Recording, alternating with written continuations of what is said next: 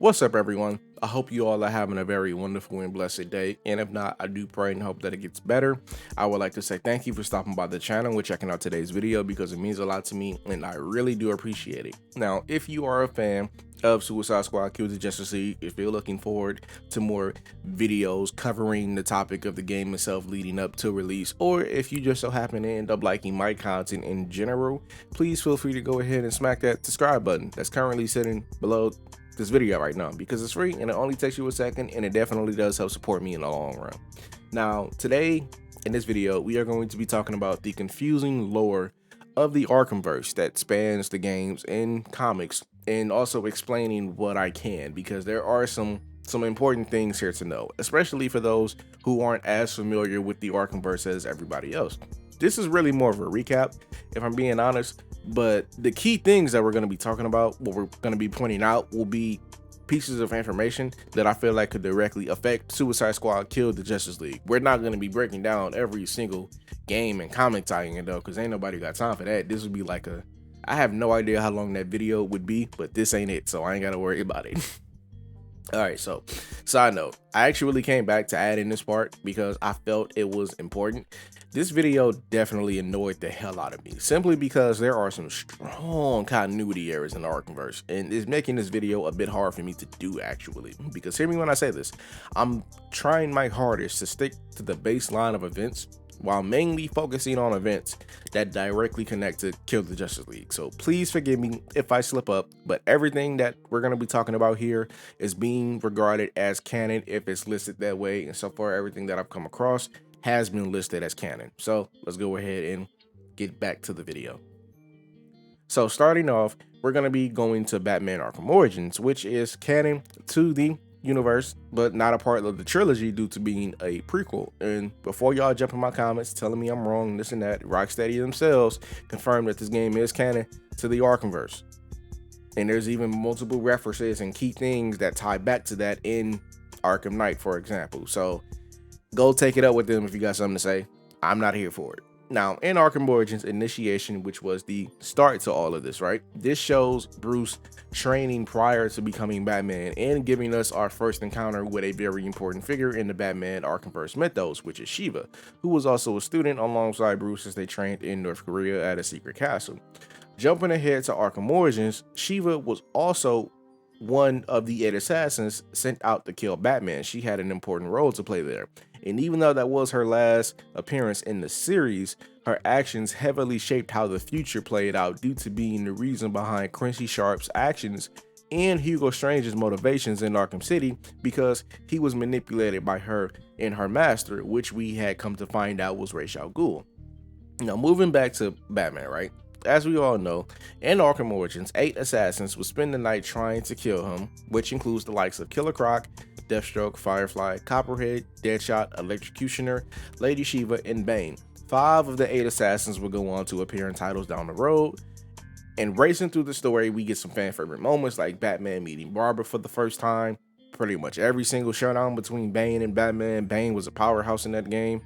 The beginning of Joker's obsession with Batman. Our first key moment, which I'm very happy to get into, which is connected to Suicide Squad, which is an encounter with Deadshot, right? The main character in Suicide Squad Kill the Justice League, who we will dig more into later. But for now, in Origins, Deadshot pretty much has his usual lore set up. His daughter Zoe also exists in the Arkhamverse, with money from his contracts primarily always going to her first. Now, after taking him down in Origins and Arkham Origins Blackgate, after doing various things like protecting Black Mask, Joker, and Penguin all at the same time, he ends up getting knocked out by Batman the second time, and that led to Rick Flag sneaking him out of the prison after Argus raided the place, and he was recruited into the Suicide Squad alongside Bronze Tiger. Now, we're going to pick up with him and a couple of others during the assault on Arkham in a bit, but for now, back to the main story.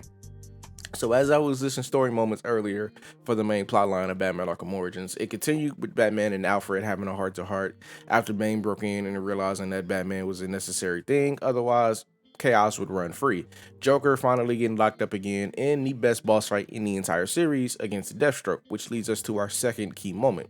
Here we have our first introduction of Amanda Waller, as she's trying to recruit Deathstroke for something known as Task Force X. Now, based off the dialogue in the exchange as well, it seems that Deathstroke and Amanda Waller already know one another. This is not their first encounter. This is just the first one that we've seen, as he was pretty much expecting her to show up at some point. Now, Waller hit him with her usual line, either work for me for a reduced sentence or you can sit here and rot away in jail. So Deathstroke actually did end up taking Waller's offer, but he literally ended up escaping shortly after joining the Suicide Squad, and he went right back to work as a mercenary. Now, as far as we know, Slade and Waller in the squad never really crossed paths again, and an important thing to mention is that Slade has stated that unless you have a contract on your head, he doesn't really have any beef with you. But that did change in Arkham Knight after telling Batman that he would dedicate his life to killing Batman since he earned this respect, and he would do so without a contract on the table. Now, could this lead to Waller finding him and offering him a chance to kill a Batman who's on an even killing field? It could happen. Could he be a DLC character? Possibly. Who knows? Who knows? Now, before we fast forward to Arkham Asylum, the game that started it all, we definitely got to cover some things that happened in between Origins and Asylum very fast. So, the events of everything that happened in Arkham Origins all pretty much round out in Year 2, with Year 3 kicking off Arkham Origins Blackgate. Now, Waller was behind the prison break, and she also sent Catwoman in order to recruit Bane for the Suicide Squad. Now, Deadshot and Bronze Tiger was snatched up by Rick Flag, but Waller's main objective failed since Batman ended up catching Bane again, and he had to be tossed back in Blackgate in order to save face because it would have raised too many questions. Now, with Arkham being reopened after Arkham Origins Blackgate, because it was shut down prior to that. In between that and Asylum, Dick Grayson becomes Robin and leaves to become Nightwing, and Barbara becomes Batgirl. Jason Todd becomes Robin and then gets snatched up in the same year. Batgirl gets crippled, and then Assault on Arkham takes place, which is our third key moment and possibly one of the most important. So entering Year 9, right? The squad was sent on a mission to kill Riddler, who was saved prior and returned to Arkham. Now, this team features our 4 main characters for Kill the Justice League, which is Deadshot, Harley, Boomerang, and King Shark, alongside Black Spider, Killer Frost, and KG Beast. Now, Waller ordered the mission because Riddler actually knows how to disable the bombs inside of the squad's necks. I wonder if this very important piece of info will be used later on in the game, that Riddler knows how to deactivate the bombs Waller put in their necks. I'm saying this for a reason, because if this ends up happening, I'm coming back to this video. Now, cut to Batman messing up the mission and Joker breaking free. All hell just breaks loose, right? Here's where things get messy. King Shark and Black Spider are the second and third members to die on this mission. Shark is also a main character in Kill the Justice League. There's been no explanation for how Shark is alive and kicking when he should be a headless corpse. Now, there is a son. There is a son in play here. King Shark did have a son, but this one is more human than Shark. He didn't really have his dad's size or looks beside his teeth. Now, unless Kid Shark aged up and became more shark-like as he got older, there needs to be a clear-cut explanation for why King Shark is alive.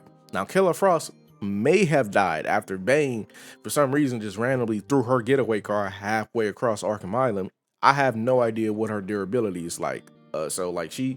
Her death is still to be determined. We never really got an official answer on that. Boomerang gets captured again, which actually doesn't surprise me. And then Deadshot gets away with Joker and Harley hitching a ride on his helicopter. The squad then splits apart and goes their own ways since Waller no longer has any control over them due to Riddler disabling the neck bombs. Now, the movie ends with Deadshot with his daughter behind him, planning to take a shot at Waller from a building across from her after she just got out of a meeting with Batman. Now, clearly she survived, and we find out it's because Batman stepped in and saved her from Deadshot. Then Arkham Asylum starts, but we're actually going to skip Arkham Asylum because there's really nothing here that directly impacts Kill the Justice League. Now, in Arkham City, both Croc and Deadshot are the main two to focus on here because Croc does have a role to play with the squad, which I will touch on later because he's only an Easter egg in Arkham City, but Deadshot is different. Deadshot, however, was in Arkham on behalf of Hugo Strange taking out targets. After Arkham City, he was freed since he wasn't a legit inmate, but before Arkham Knight, Harley did put together her own Suicide Squad, which had been hired by Penguin in order to kill Bruce Wayne. Instead, they found Batman in his place, and it was revealed that Deadshot was working for Waller in secret to investigate Penguin for arms dealing. He then shot Boomerang in the back of the head He then shot Boomerang in the back of the head. I had to repeat that again. You see where things get confusing here, right? It's not just me. He then hit Croc with an explosive boomerang that he got from Boomer's corpse and sent Croc back into the sewers, where I believe that's the last time he's seen into the Season of Infamy DLC in Arkham Knight. Because between him getting knocked into the sewers and him showing back up, apparently Stag got a hold of him and was doing experiments on him. Because that's what the whole thing was with the Season of Infamy DLC. Stag was experimenting on that man. Now, Deadshot and Batman ended up teaming up to investigate Penguin after that fight. And after that mission was over, Gordon showed up, cracked Deadshot in the head, and arrested him, leaving Waller to come pick him up from GCPD because Gordon was not letting him go. Now, Boomerang who was actually in Blackgate way back in Arkham Origins, was hunting another inmate in that prison. There's a specific line of dialogue about an inmate trying to get away from him. They thought the inmate was talking about Batman at first, but no, they were talking about Boomerang. And apparently it seems like Boomerang also had on his costume too. He had his boomerangs, but he also had on his costume too, which also helps to, let you know that Captain Boomerang was in Blackgate there. Now, he should be dead as well. He should be dead. This is where